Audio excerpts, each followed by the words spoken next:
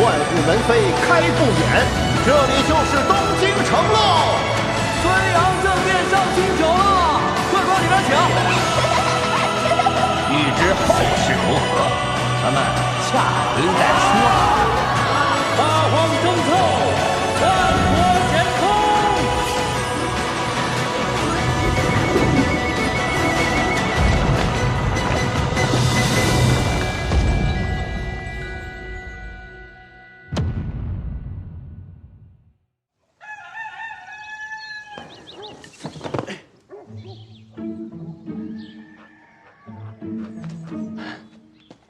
嘿，这么早就起来了，我还怕敲门吵着你睡觉呢。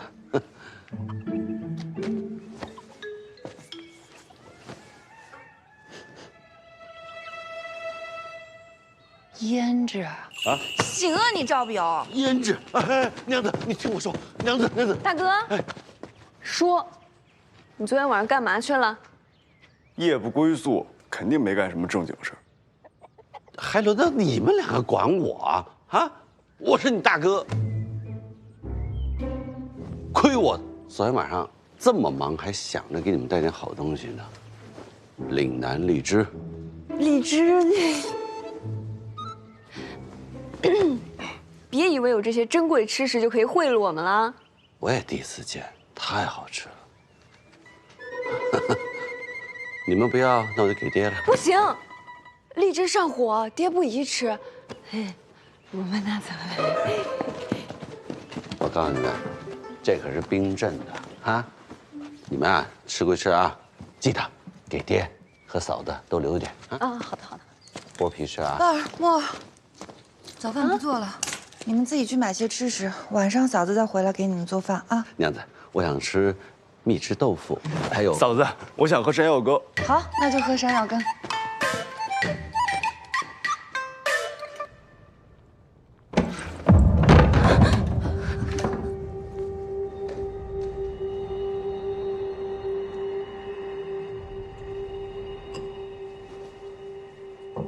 我就说嘛，那个姓赵的不懂事儿，看把我们七娘子给气的。你什么时候见过我为一个男人生气了？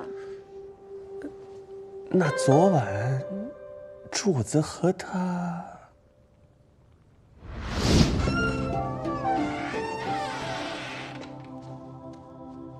你说过要帮我查出冒妖的真凶，你准备怎么做呀？你进来呀！不了，不是太方便，我站在这里说话就可以。你说什么？我听不见。我说，既是凶案，官府必定会介入。我在开封府也认识一些人，我来帮你打听打听。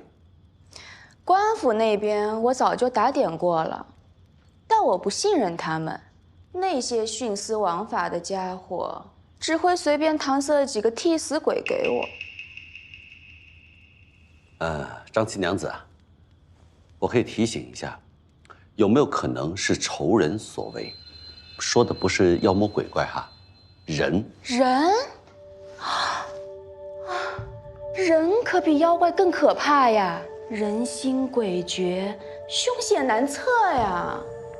倒是赵先生和冒妖案前后脚出现，怕不是我仇家派来的吧？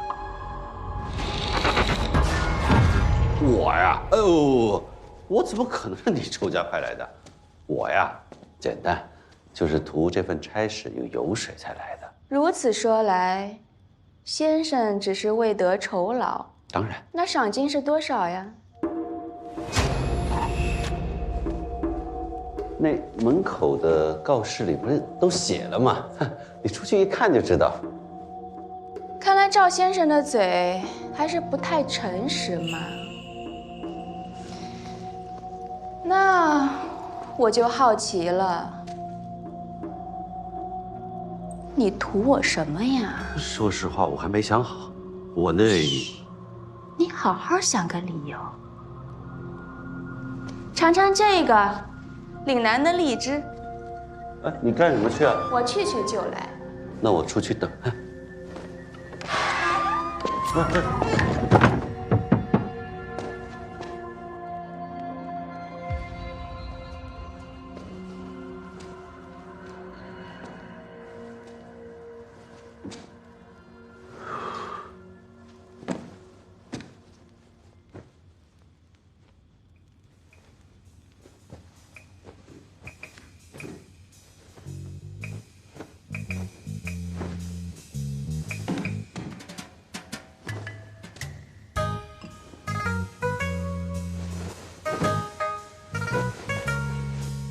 给娘子来一个，老爹来一个，赵花，赵木。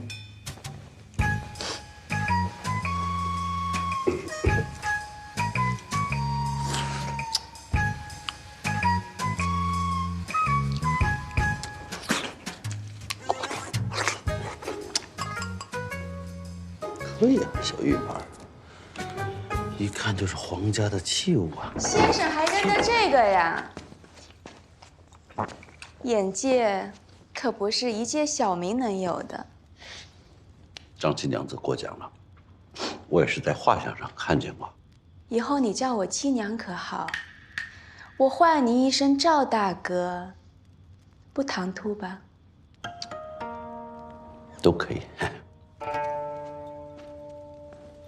来到我身边的男子，不是图钱，就是图权，要么就是图我的美貌。赵大哥，你想好图我什么了吗？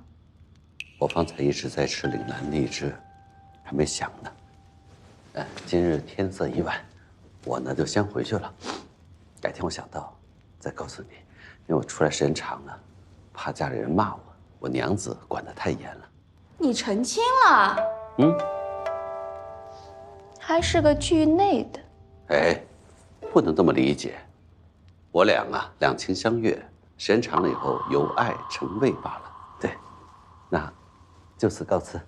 我要是不让你走呢？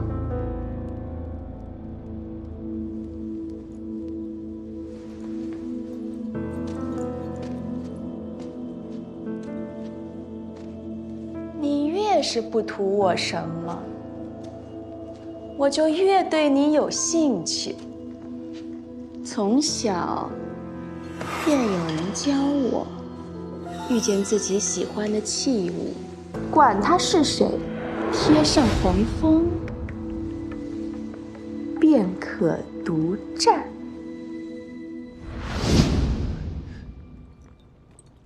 那后来呢？关你什么事儿啊？七娘子可要小心啊！这个赵不友跟之前的那些不一样。行了行了，让你加强府中护卫，找着人了吗？又找了2位高手，已在前厅等候多时了。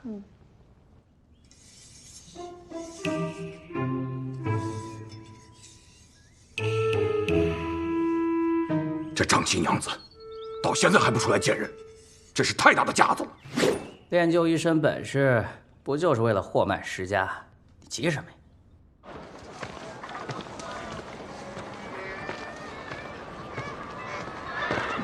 呀？哎，你干嘛的？哦，找张七娘。张七娘是你想找就能找的？我看你是疯了吧？走，赶紧走！快来人呐！有人闯府！你来找张七娘的都是疯子吗？请问这位娘子，刚才是谁闯府啊？我啊。娘子说笑了，就是他，快把他拦住啊！我是来找人的，不是来打人的。谁敢闯府？是你。找张七娘问几个问题。张府不是你想进就能进的，七娘子也不是你想见就能见的。正好你们2个露2手吧。得嘞，就拿着。我是张府的护院，你若再往前走，我可就要对你不客气了。你打算怎么对我不客气？我可空着手呢。这么貌美的小娘子，我怎么舍得下重手？要不要我把刀借给你？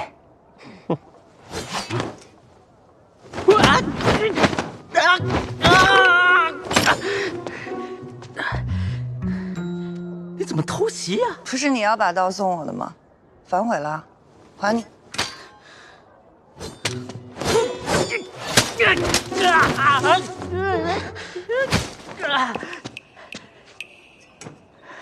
随便就能送人的刀，看起来也不是什么好刀。还你。这位娘子，他们聘我做护院，我不能就这么让你进去。那你打算怎么拦我啊？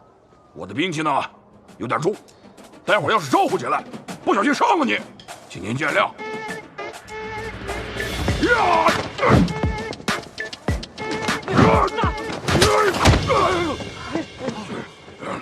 既然你有兵器，那我也用一下我的兵器。你这是什么兵器？不认识啊？这是山药。这可不是普通的山药。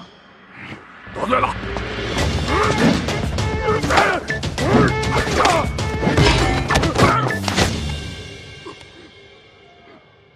如果是刀剑，现在你已经断气了。我输了。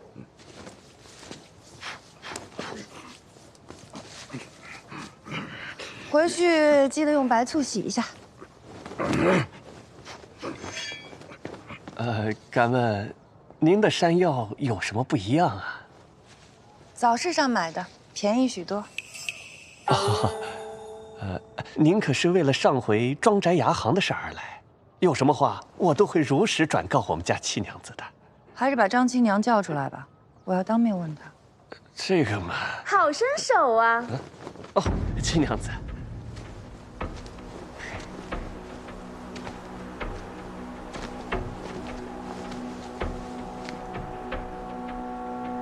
之前只觉得这位姐姐长相俏丽，办事果决，没想到身手也这么漂亮。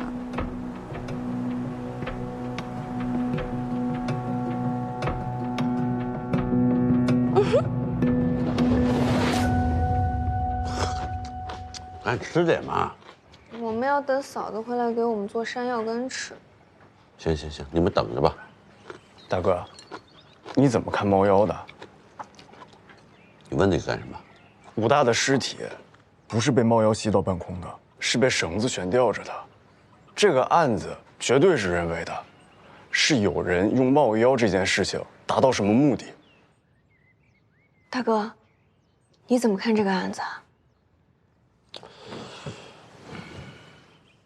这个案子，你们俩不准管，很危险，听见没有？那大哥，你管冒妖案吗？我管他干嘛呀？那你昨天去凑捉妖热闹是为什么？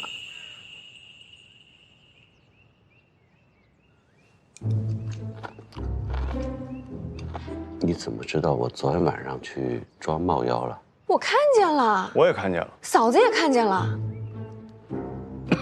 你看见什么了？看见你上了张七娘那个特别豪华的马车。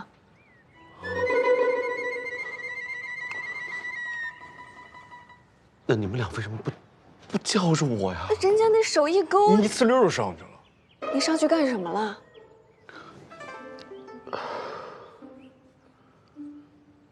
是这样的，你们俩都想住南方，大哥想挣点赏金，这个大的宅子有2间南房，给你们俩一人1间。去张新娘的马车上挣赏金。大哥，我真没想到你是这样的人，你这么做我们瞧不起你。你们两个白眼狼啊！走吧走吧，忙你们的去。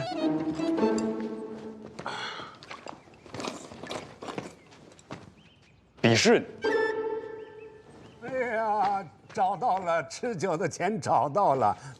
大郎，你看，行了，你拿着赶紧去吃酒吧。我是说这么少的钱，怎么一下就生出这么多？哎，别，你怎么去翻我的钱呢？大郎，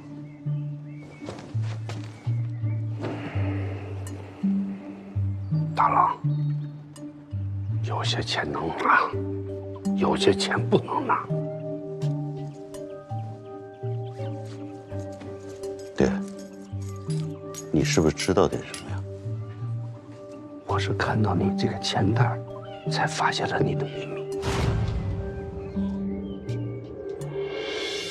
马车上的钱，咱不能赚。爹，这哪跟哪呀？行，啊，赶紧去吃酒。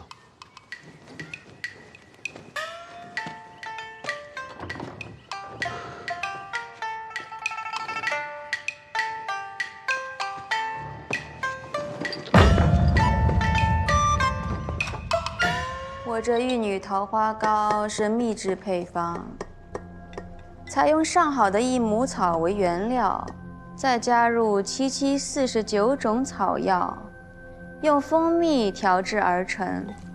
用完以后，皮肤透亮润泽。姐姐试试便知。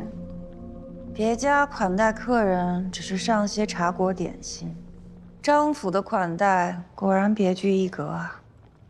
别家上门拜访，也就是拎着瓜果点心，不像姐姐，拿着山药就打进来了。姐姐来的别出心裁，我这接待的也不能落了俗套，不是？铺子里事多，问完问题就走。牙行初见，我就觉得姐姐是个妙人。还没请教，姐姐的名字呢？称呼我赵家娘子便可。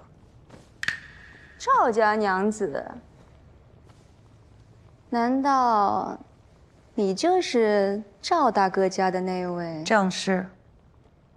那姐姐今天来这儿，是想问关于赵大哥的问题？姐姐尽管问。昨夜我夫君找你，是为何事？大半夜的，一个男人找一个女人，能够发生的事儿可多了去了。啊，对了，你尝尝这个，赵大哥最喜欢的，他说冰镇的最好。赵不由的为人，我清楚得很。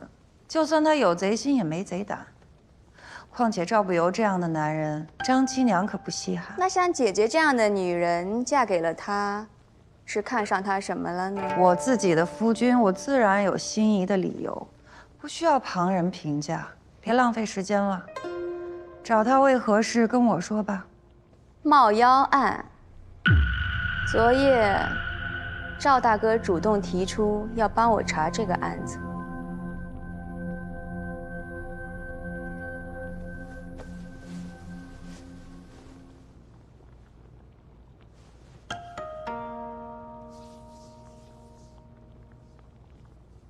其实啊，要看一个女人过得好不好，脸只是表，这手才是理。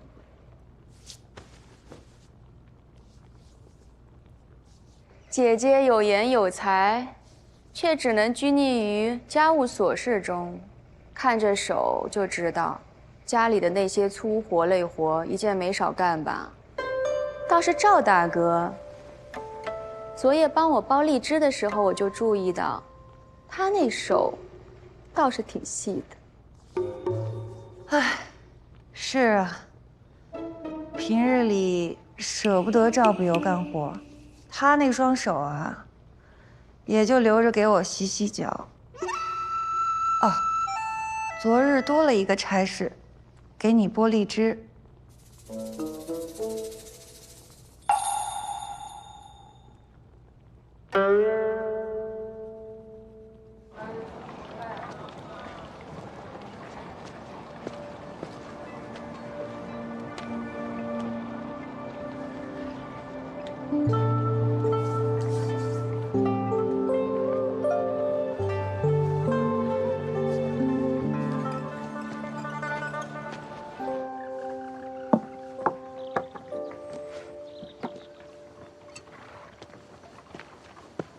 嘿嘿嘿，你可别乱给孙叔浇水，浇太地行，别碰他们。我就得干点粗活，怪不得养活不活这些活呢。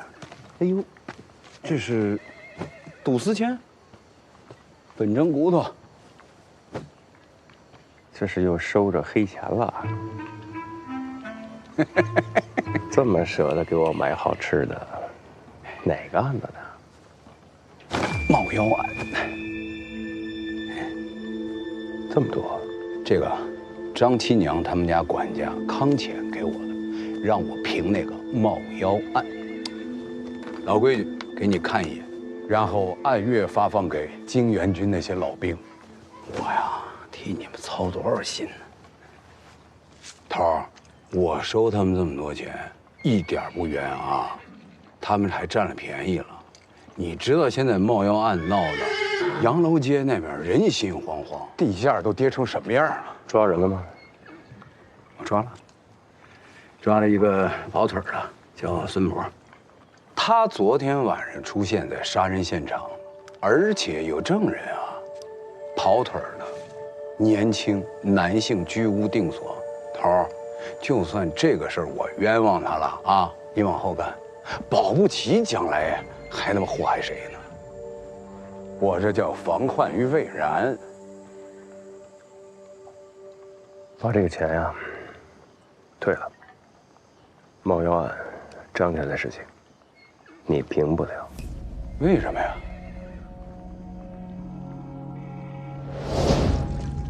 头儿，哎，赵家大郎来见。啊，来，陆先生，哎，这么晚还没回家？我这不是就在家里面吗？哦，您平时住在这里面？东京的日子太舒服了，住得再好一点，我怕活成他们的同类。坐。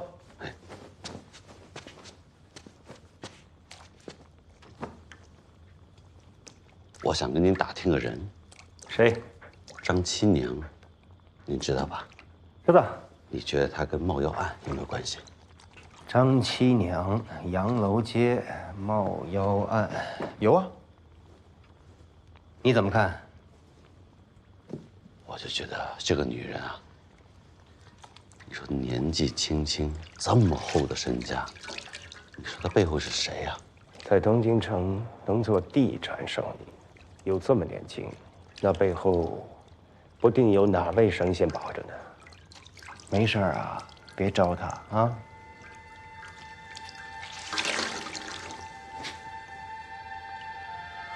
你招她了？说不清楚。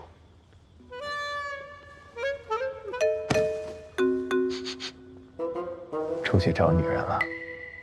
没有，我去见张七娘了。我奉劝你，别找死。她有那么厉害吗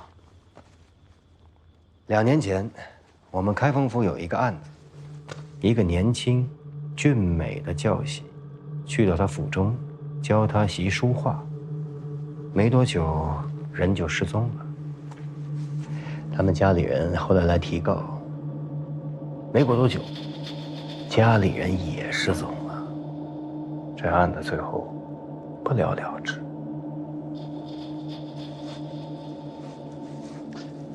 他说这么一句话：我看上什么东西，我给你贴个黄封，这东西就归我。你什么意思？这话是他说的。对呀。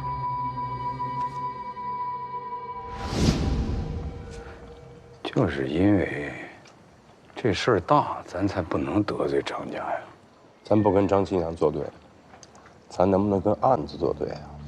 张家想让冒妖案草草了事儿，咱是开封府，咱得让每一个案子都清清楚楚。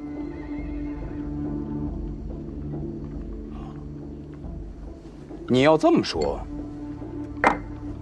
了然，我知道怎么办了。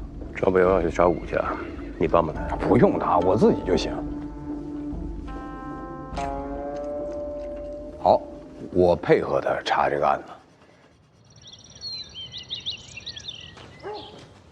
莫兄，伴儿，小宋哥哥，昨天我们一起一无所获，还差点被抓。你那个文章是不是没法交差了？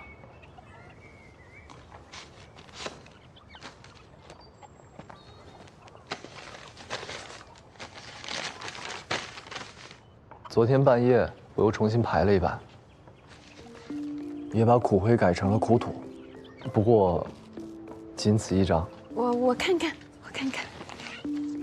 我还是头一回看到，果然是好朋友给你写的。你那掌柜的如此苛刻，他会不会？那我就理直气壮的把你给他做的牌子机器搬走。所以我们今天去哪儿？接着查。走。好。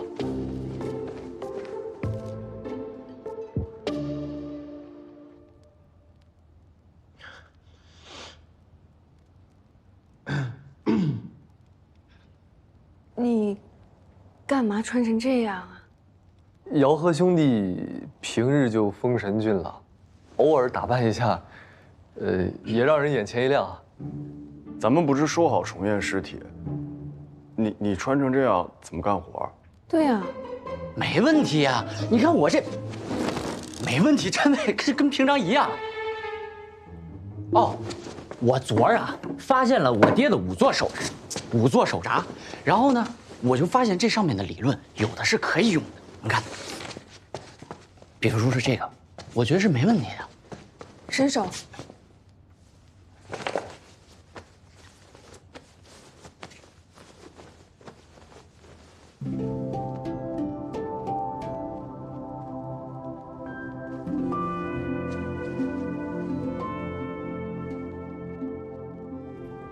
干活去啊！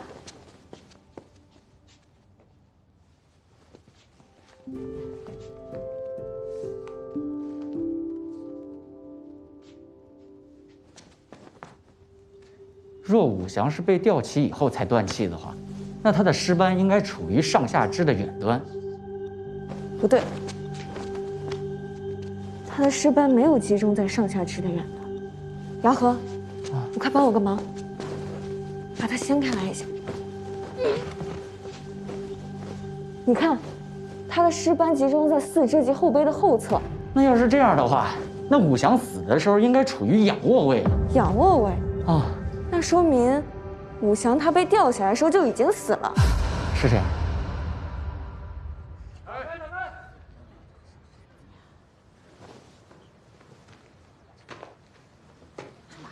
来了，进来。万推司，你们两个还好吧？啊，最近搬到哪儿去住了？回万推司。案发后，我和三妹便在从食店暂住。就这？有。介绍一下。嗯，二位是死者的弟弟妹妹。这位我们开封府请来帮忙断案的赵松士。节哀。猫妖不出，我大哥不能瞑目。放心，我在开封府这么多年，就没有破不了的案子，是吧？啊，没有天无缝的妖怪，只有露出破绽的凶手。说得好。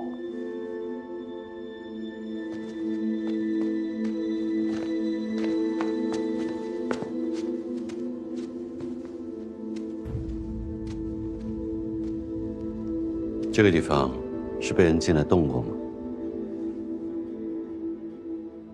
对，昨天晚上进来一伙人，那也不是偷东西。武大的尸体不是被猫妖吸到半空的，是被绳子悬吊着的。这个案子绝对是人为的，是有人用冒妖这件事情达到什么目的。赵表，这没什么问题吧？哦，这里没什么问题，我们看看别处吧。武俏娘子，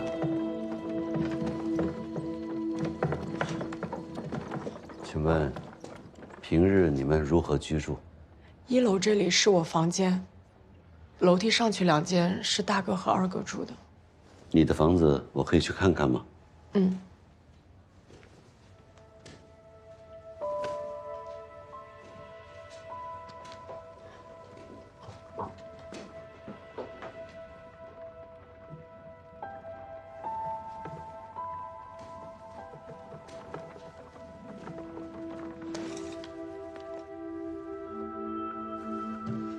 我能打开那柜子看看吗？嗯。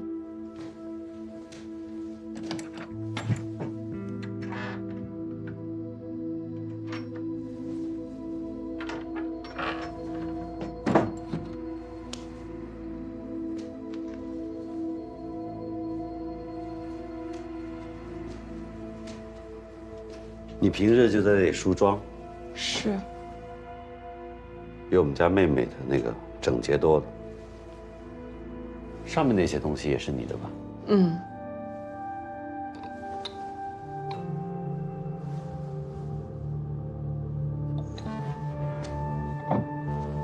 这漆白粉是你的？但这个平时我基本不用的。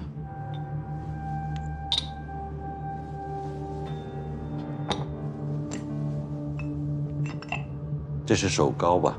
嗯。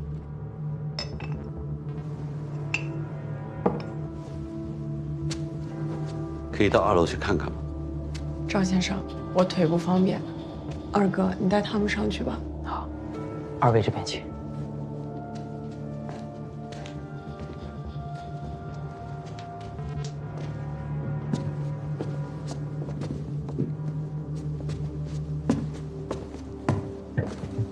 最里边那一间是我大哥的屋。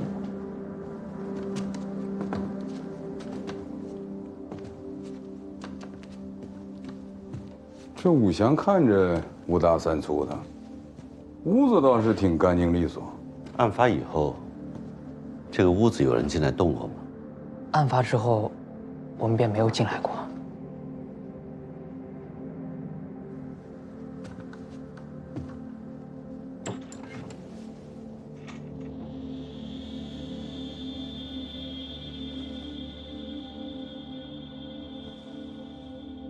如果他死的时候是躺着的，那就更加说明根本没有什么冒妖吸魂之说，他是死于别的原因。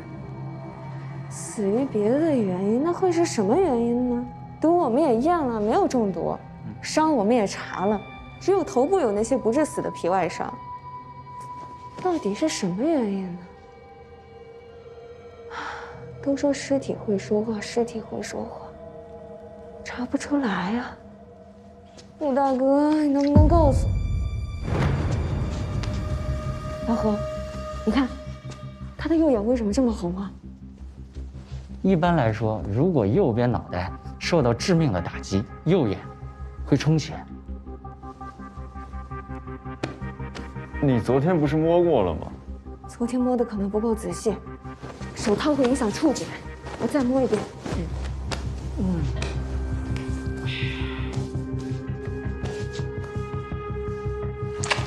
摸到了。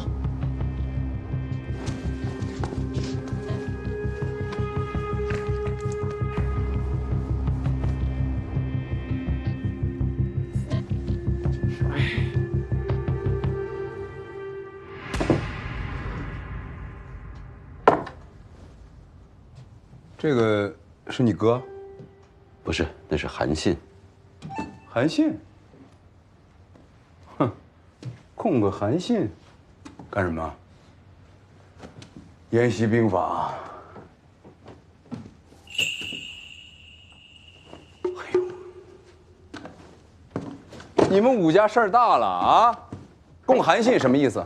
大家都知道，韩信是刘邦的左膀右臂，但不知道的是，韩信有楚归汉。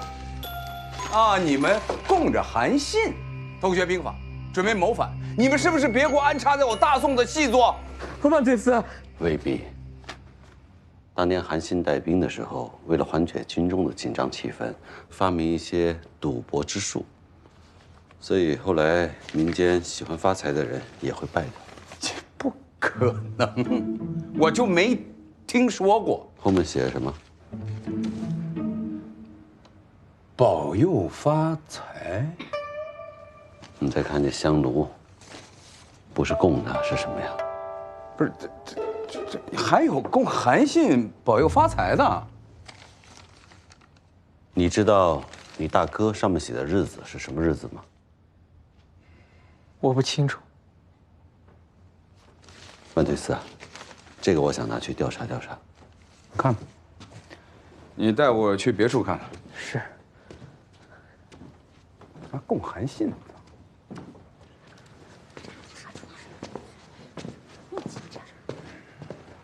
顾武祥房间挺干净，是个体面人啊，可惜这个死法。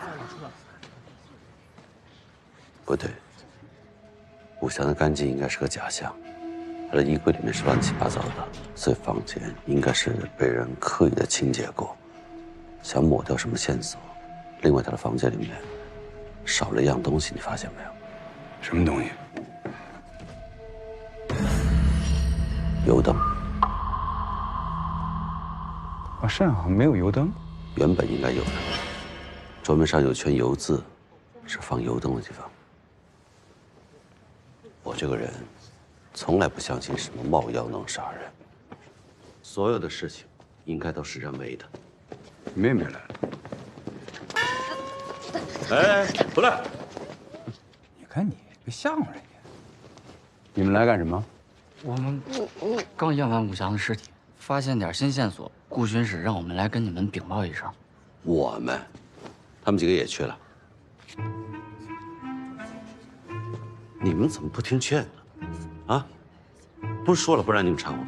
你不是也掺和进来了吗？这上梁不正。我问你就别问我。一边当街训妹妹好吗？对孩子态度好点。查找什么了？你说。哦，武祥的头骨右侧有一道破裂凹陷，右眼充血，应该是被钝器击打头部致死的。油灯，只是猜测，得再继续看看。我跟他们说两句。过来。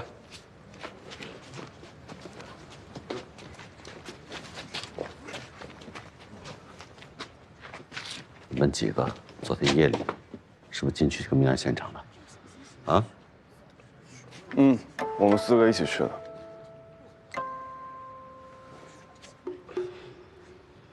告诉你们啊，里面被破坏了，万推司现在正在找是谁进去的，赶回去。大哥，我们想帮忙。帮什么忙？行了，回去。大哥，对孩子态度好点。你看你，那接下来怎么办？我再去查查。爸儿，你方才亲手碰血尸，真的是令人钦佩。我在想，你有什么感受吗？我想下篇小报的文章，写个女仵作。我还不知道能不能当一名仵作呢。那说说感受。宋兄，你尝尝这个新口味。爸儿，验尸它本来就不是个易事儿。你看我爹，老江湖了，他有时候还栽跟头呢。你怎么知道我在想什么？我都经历过这些。唉，你说我到底应该做什么呢？我想去医馆，却被辞退了。我被拉去当仵作，还疏忽了这么重要的细节。就那个头骨呢，我怎么就没摸出来呢？耽误大家。你可千万不能这么想啊！这案子它本来就很诡异。更何况，要不是你在的话，我们现在一点进展都没有。怎么会呢？还有你啊！但我离不开你。为什么？因为我胆小。啊，确实。咋了？哎，他俩人呢？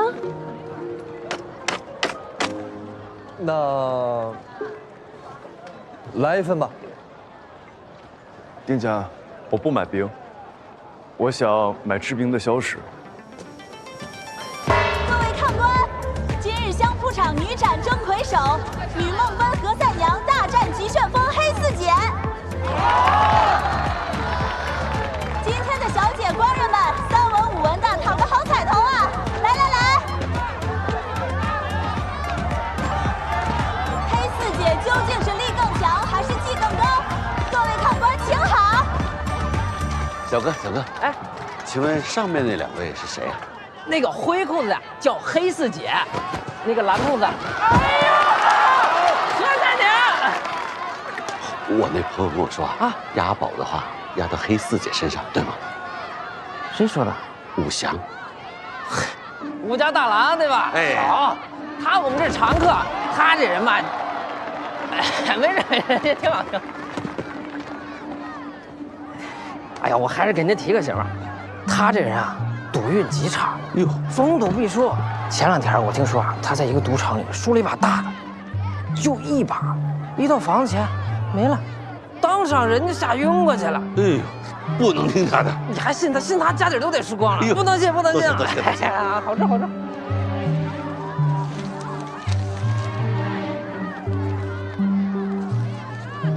掌柜啊，我想问一下，黑四九的赛期是什么时候？黑四九，3月初2、初8、11，还有掌柜15、16，您帮我看看，赛期都是上面这些日子吗？好，对，就是这些。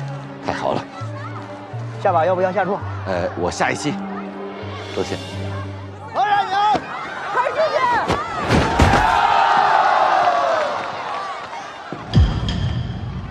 哦，你有事儿让家丁找我就行了，还亲自来一趟。你紧张啊？没有啊。你既然答应帮我查冒妖案，就想着来看看你有没有偷了，顺便聊聊武家那案子。哎，那个8字都没有一撇。有消息，我告诉你。我可不这么觉得。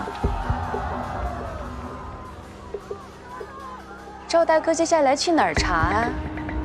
一起？我自己都不知道去哪儿，还没定呢，我自己去。我想你不会想在这里难看吧？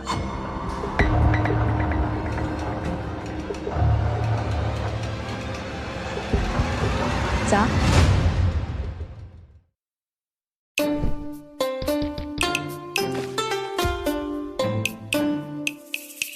你知道宋朝盛行花美男吗？簪花最初多发生在皇帝游行、祝寿、文喜宴之类的官方活动或宴会上，而后民间百姓开始效仿。从剧中大哥和嫂子逛瓦子就能看出，簪花已经成为一种新的 OOTD 日常。所以说，在宋朝，男子才是花式大户。就问你 CT 不 CT？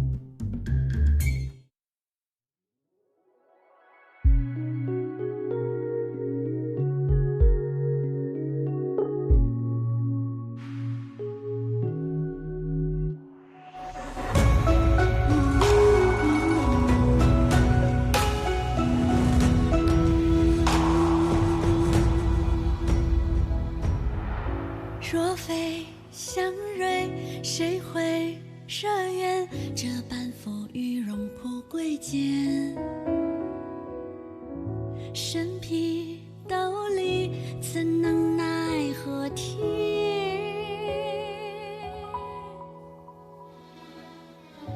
悲伤气囊，谁会许愿？结伴散尽，途穷必现。只寒切骨，苦与无端。